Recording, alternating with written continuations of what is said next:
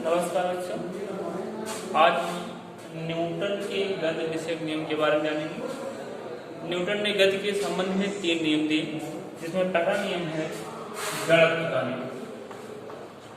क्या है? जड़त्व का नियम।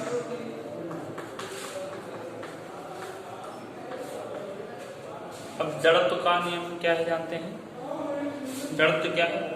अपने स्थिति में परिवर्तन का विरोध करना ही क्या है? जड़त्व। फिर सुनेंगे, अपनी स्थिति में परिवर्तन का विरोध करना ही जड़त्व। जैसे यदि कोई वस्तु बेटा विरामावस्था में है तो वह विरामावस्था में ही रहना चाहिए। कब तक? कि जब तक उस पर हम कोई बाह्य बल न लगाएं। बाह्य बल लगाएंगे तब भी वह अपनी स्थिति में परिवर्तन का विरोध करती है, जिसे उसे क्या कहेंगे? विराम का जड़त्व।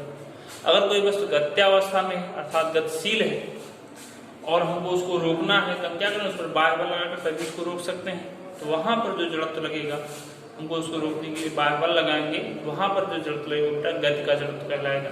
तो जड़त्व होता है मुख्यतः 2 प्रकार का होता है। पहला क्या होता है? विराम का जड़त्व। विराम का जड़त्व।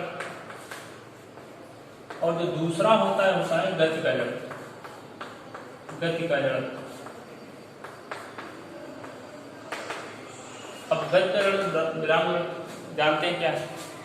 विरामावस्था में स्थित वस्तु की स्थिति में परिवर्तन के लिए उनको बाह्य बल लगाते हैं तो अपनी स्थिति में परिवर्तन का विरोध करता है।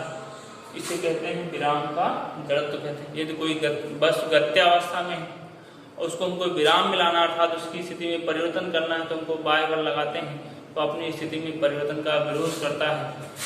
ठीक है, उसे कहते हैं अर्थात वह अपनी गत्यावस्था में परिवर्तन का विरोध करता है तो इसे क्या कहेंगे? गति का जड़त्व कहेंगे। ठीक, जड़त्व से ही बल की परिभाषा बनी है कि बल वह बाह्य कारक है जो किसी वस्तु की स्थिति में परिवर्तन का करता है अथवा परिवर्तन करने का प्रयास करता है। तो जो पहला नियम न्यूटन के गति विषय पहला नियम क्या है? जड़त्व का नियम। जड़त्व बताएगा क्या है? अपनी स्थिति में परिवर्तन का विरोध करना ही क्या है? जड़त्व है। जड़त्व मुख्यतः 2 प्रकार का होता है। क्या? पहला विराम का जड़त्व। विराम का जड़त्व क्या है? विरामावस्था में कोई स्थित वस्तु अपनी विरामावस्था में स्थित कोई भी वस्तु पर कोई बाह्य बल लगाया जाता है तो वह अपनी स्थिति में परिवर्तन का विरोध करता है, जिसे विराम का जड़त्व कहते हैं। जैसे और दूसरा क्या है? गति का जड़त्व। गति जड़त्व क्या है? गत्यावस्था में स्थित कोई वस्तु अपनी स्थिति में परिवर्तन का विरोध करता है, जिससे उसे कहते हैं गति का जड़त्व। ठीक, अब आपका जो सेकंड लॉ है, दूसरा नियम है, वो है उसे बोलते हैं द्वितीय नियम। द्वितीय नियम जिसे बल का नियम भी कहते हैं। बल का नियम जो न्यूटन की गति का द्वितीय नियम है, ठीक, उसे बल का नियम भी कहते हैं। इसलिए मैं इन्होंने बताया कि जो जब किसी वस्तु पर बल लगता है, जब किसी वस्तु पर बल लगता है तो वस्तु पर लगने वाला बल, वस्तु पर लगने वाला बल वस्तु में उत्पन्न त्वरण के अनुक्रमानुपाती होता है, अर्थात F अनुक्रमानुपाती F A।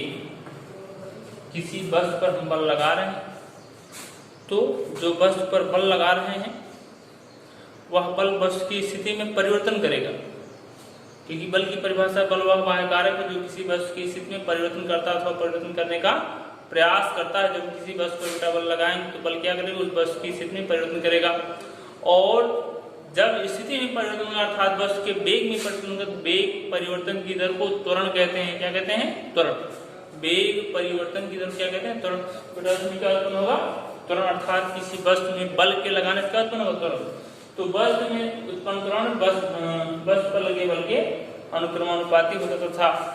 दूसरा क्या है कि वस्तु पर लगाया गया बल वस्तु के द्रव्यमान के ही अनुक्रमानुपाती होता है, अर्थात यह अनुक्रमानुपाती यमी। बेटा जब ए साइन हटता है एक नियतांक के आता है, या बराबर के यमी, जहां के नियतांक जिसका मान 1 होता है, तो यह बराबर क्या आ गया? यम ए। यही न्यूटन की गति विषय का द्वितीय नियम है। ये क्या है? न्यूटन के गति विषय का द्वितीय नियम है। ठीक, अब तीसरा टॉपिक जानते हैं संवेग।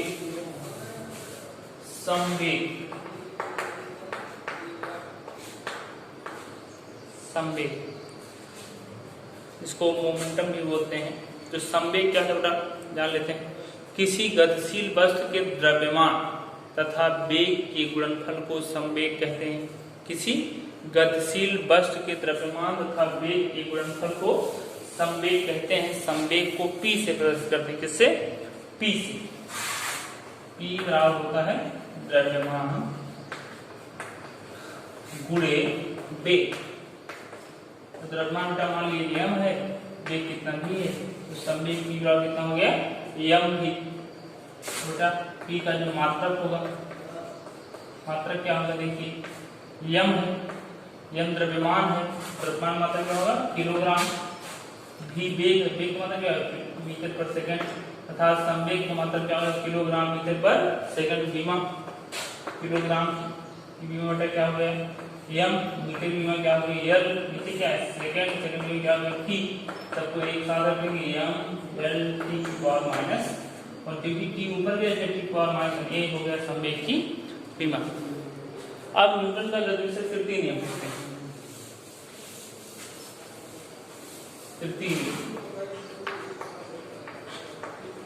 तृतीय नियम जिसे बेटा क्रिया प्रतिक्रिया का नियम भी कहते हैं। क्रिया प्रतिक्रिया का नियम। तो तृतीय नियम क्या है बेटा? किसी वस्तु पर की गई क्रिया के समान विपरीत दिशा में समान प्रतिक्रिया होती है।